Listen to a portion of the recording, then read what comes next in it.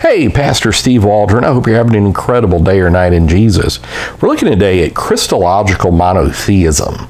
So thanks for being here. Do check out our other videos on a variety of subjects.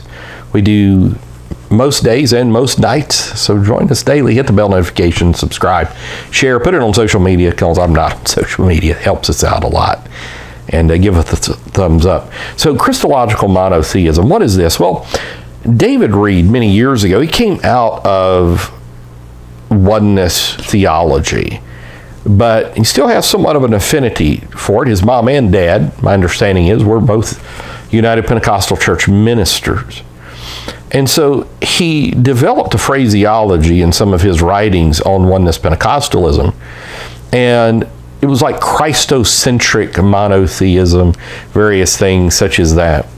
Till when you get to 1999, when they're studying how did the early church equate Jesus as God in the context of Judaic monotheism, Second Temple monotheism?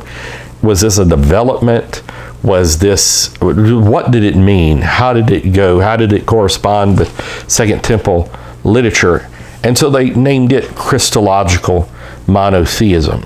So it's almost like the phraseology, Christological Monotheism, is bifurcated. And one would be, what did it mean for Jesus to be God in the early church?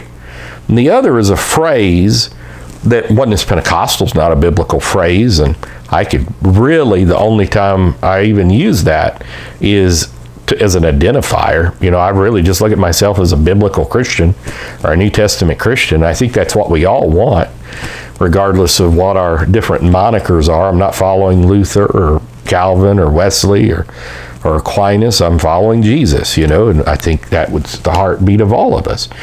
And so, but another designation over the course of time that has occasionally been attached to so-called Oneness Pentecostals is something akin to the moniker of Christological Monotheism. And so in that, it would say that we believe in monotheism with the fullness of the Godhead in Jesus. When you've seen him, you've seen the Father.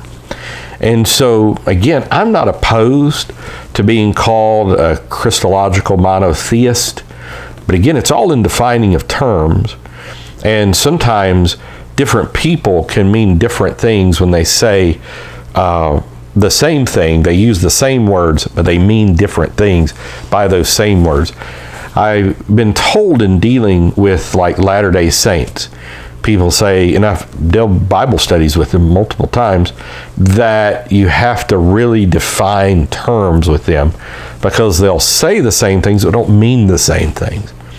And so again, I don't mind if somebody calls me a Christological monotheist, because I do believe, again, that all the fullness of the Godhead was in Jesus. When you've seen Jesus, you've seen the Father, that the glory of God is in the face of Jesus Christ, and that, you know, most of the dialogue that happened in the New Testament between Father and Son was flesh and spirit dialogue.